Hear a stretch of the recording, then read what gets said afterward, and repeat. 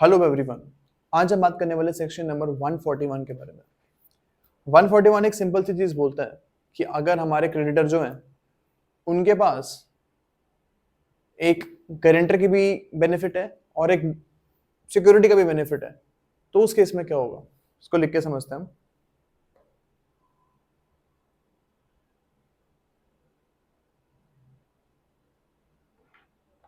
Suppose A B के पास जाता है। बी जो है क्यों जाता है ए बी के पास? सबसे पहले तो 20 लाख रुपए का लोन लेने के लिए, 20 लाख रुपीज लोन।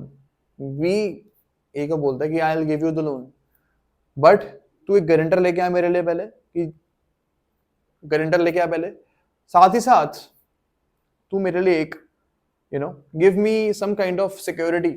सपोज तुम अपने घर के पेपर्स जो है वो मेरे पास जमा करवा दे, मॉर्गेज के साथ रख दे। तो ए जो है अपने घर के पेपर्स आते हैं, हाउस पेपर्स लाता है ए, और बी को एज अ सिक्योरिटी वो दे देता है। अब यहाँ पे बी के पास दो दो चीजें हैं, दो दो उसके पास बेनिफिट्स हैं। ए के घर के पेपर भी हैं जो सिक्योरिटी की तरह ऐड करेंगी, और सी तो है ही जो कि गारंटर है ए का। तो इस केस में अगर ए जो है वो डिफॉल्ट कर देता है, 20 लाख रुपए नहीं दे पाता बी को, तो बी क्या करेगा? बी को ये करना पड़ेगा कि बिफोर ही स्यूज सी या बिफोर ही अप्रोचेस सी, उसको ए के जो घर के पेपर उसके पास पड़े हुए थे ना, वो जाके बेच के आ पहले, उससे पैसे आ जाते हैं तो सी को परेशान मत करियो। फिर सेक्शन नंबर 141 यही बोलता है कि बिफोर आप गारंटर से पैसे निकलवाओ, श्योरिटी से पैसे निकलवाओ, उससे पहले आप जो आपके पास सिक्योरिटी पड़ी है ना उसका यूज कर लो, उसके बाद आप श्योरिटी के पास आ सकते हो। तो श्योरिटी के पास ये चीज का बेनिफिट मिल जाएगा श्योरिटी को कि अगर सिक्योरिटी कोई पड़ी है पहले सिक्योरिटी यूज करो फिर आना मेरे पास। ओके, तो यही हमने इसी चीज के बारे में बात करी है, घर के पेपर्स के बारे में, कि उसने अपने घर के पेपर्स दिए एज सिक्योरिटी, और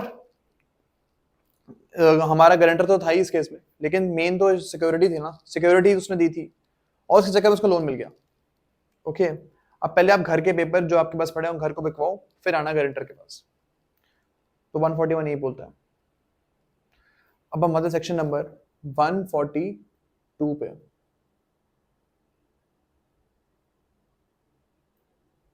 ओके, इसको हम करते हैं रीड पहले, फिर हम इसका एग्जांपल समझते हैं। Any guarantee which has been obtained by means of misrepresentation by the creditor or with his knowledge and assent concerning a material part of the transaction is invalid. For example, इसको हम समझ लेते हैं एक बार ऐसी example के through. देखो कोई भी एग्जाम्पल नहीं है ना जहाँ पे इलस्ट्रेशन नहीं है, वहां पे हम खुद का एग्जाम्पल फॉर्म करेंगे ताकि हमको एक एक सेक्शन क्लियर हो जाए। यहाँ पे हर सेक्शन का इलस्ट्रेशन नहीं है हमारे पास, that is why we have to understand each and every section. So example के थ्रू हमको हर सेक्शन समझना है, तो हम इसका खुद का एग्जाम्पल बनाते हैं। फॉर एग्जाम्पल ए जो है वो बी के पास जाता है बैंक के पास लोन लेने के लिए।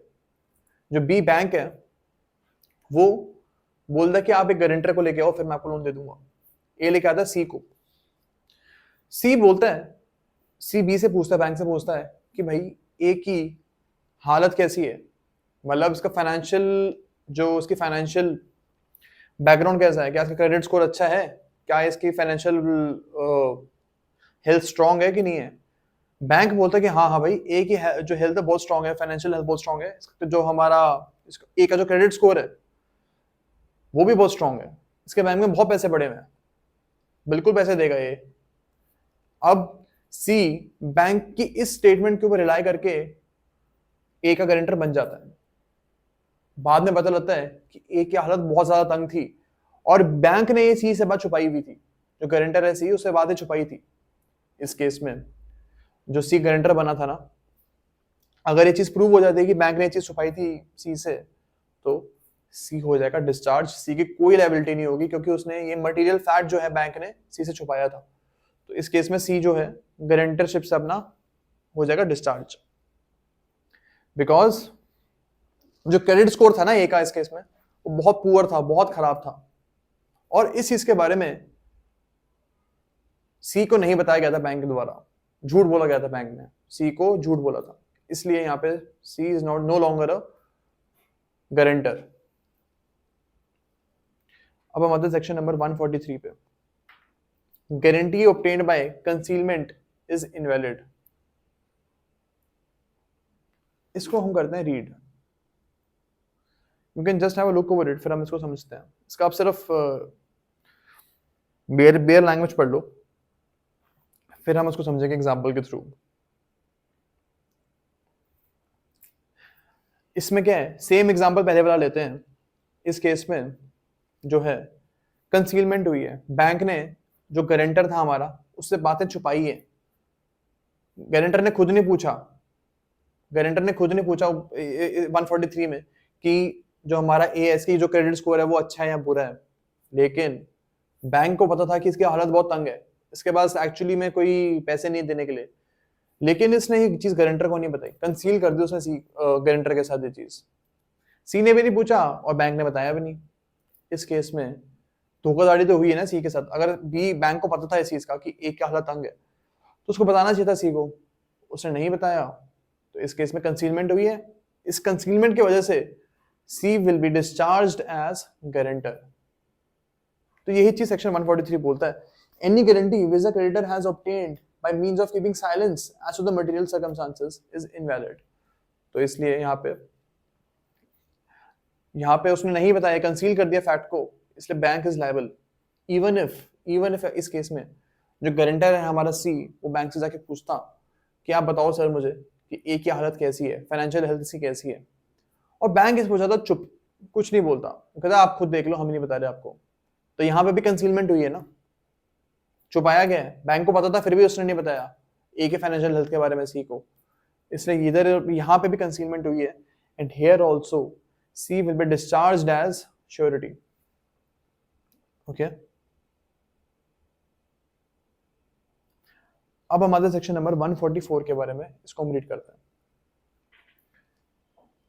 You can just have a look over it. ये क्या बोलता है, where a person gives a guarantee upon a contract that the creditor shall not act upon until another person has joined in it as co-surety, the guarantor is not the guarantee is not valid. That other person does not join. मतलब suppose इसको मैं example के through समझते हैं.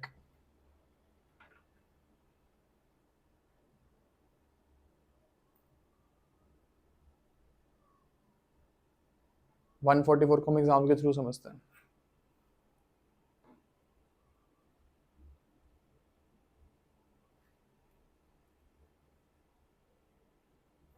Suppose ए मांगता है B से पैसे कुछ 2 लाख रुपए ही, अब 5 लाख कर देते, चलो थोड़ा थोड़ा तो चेंज हो, 2 लाख रुपए बहुत हो गया, 5 लाख रुपए लेता है बी से. बी तब बोलता है कि तब दूंगा मैं तेरे को पैसे जब तो वही गारंटर लेके आएगा. ए लेके आता है सी को, गारंटर को, सी को एज अ गारंटर लेके आता है. यहाँ पे क्या होता है ना, सी बोलता है कि मैं गारंटर तभी बनूंगा जब ए जो है डी को भी लेके आएगा. डी जो है एक और कॉमन फ्रेंड है ए और सी का. तो सी बोलता है कि मैं गारंटर तभी बनूंगा जब डी भी मेरे साथ गारंटर बनेगा, दोनों हम साथ में मिलकर बनेंगे तभी होगा. इस केस में डी कर देता है रिफ्यूज कि I will not become a guarantor. इस केस में सी तो तभी बना था ना कि जब डी आना था, अब डी नहीं बना तो ये मान लेंगे कि सी भी गारंटर नहीं बन सकता, बिकॉज सी आना था conditional upon D. C's becoming a guarantor was conditional upon D also become a guarantor, and here if D refuses to become the guarantor, then C will also not become the guarantor or surety. Okay, तो यही हमारा section number 144 बोलता है. इसको read करते दोबारा. When a person gives a guarantee upon a contract that the creditor shall not act upon it until another person has joined. Another person यहाँ पे कौन है, D, as co-surety, the guarantee is not valid. तो C की guarantee valid नहीं मानी जाएगी क्योंकि D आया नहीं, तो C भी गारंटी नहीं बनेगा. ओके, तो यही बोलता है 144. अब हम रीड करते हैं 145. You can just have a look over it. ये वही सेम कॉन्सेप्ट के बारे में बात करता है जो हमने ऑलरेडी पढ़ लिया था, जो हमने ऑलरेडी पढ़ लिया है. सेम कॉन्सेप्ट के बारे में ये चीज 145 बात करता है. इसको एक बार आप रीड कर लो.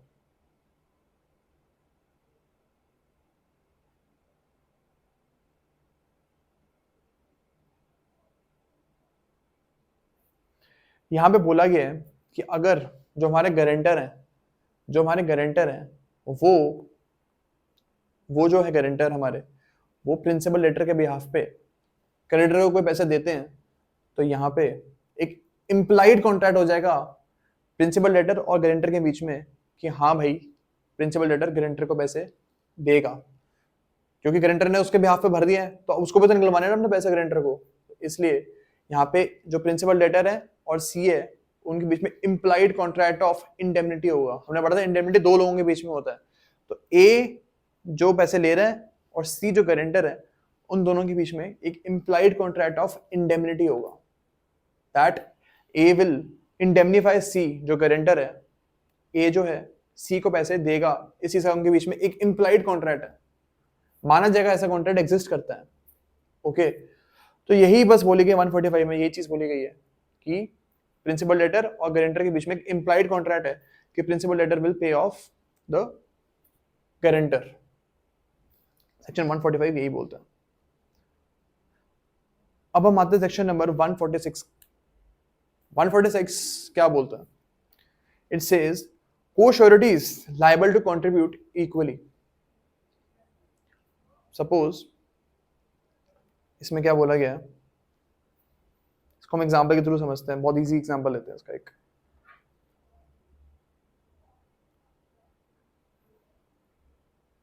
सपोज ए और बी जो हैं, ए और बी जो हैं, ये बोलते हैं सी को, बोलते हैं ये कि तू डी को पैसे दे दे। सी के बोलते हैं कि तू डी को पैसे दे दे 2 लाख रुपए, और हम इसकी श्योरिटी लेते हैं, ऐसी गारंटी लेते हैं कि डी पैसे चुका देगा। ओके, 2 लाख रुपए का यहाँ पे लोन है। अब सपोज डी जो है कर देता है डिफॉल्ट, सी को पैसे वो नहीं दे पाता। यहाँ पे ए और बी दो श्योरिटी थे ना हमारे, तो वो किस रेशो में सी को पैसे देंगे? ये देंगे 50-50, क्योंकि कुछ ऐसा फिक्स नहीं था उनके बीच में कॉन्ट्रैक्ट, ऐसा कुछ था कि भाई ए देगा, ए 30% है, बी 70%, ऐसा कुछ कॉन्ट्रैक्ट नहीं था। तो इस केस में ए और बी देंगे 50-50। 1 लाख रुपए ए देगा, 1 लाख रुपए देगा बी, 50-50 होगा यहाँ पे। और ये तो हमने पढ़ा ही ऊपर सेक्शंस में कि ए और बी जो है यहाँ पे डी से ये 2 लाख रुपए, 1-1 लाख रुपए जो है इसके खुद के हैं, ए ने 1 लाख रुपए दिए, बी ने 1 लाख रुपए दिए, तो ये पैसे ये डी से निकलवा सकते हैं बिकॉज उन्होंने डी के बिहाफ पे सी को पेमेंट करी है। This is what section number 146 says.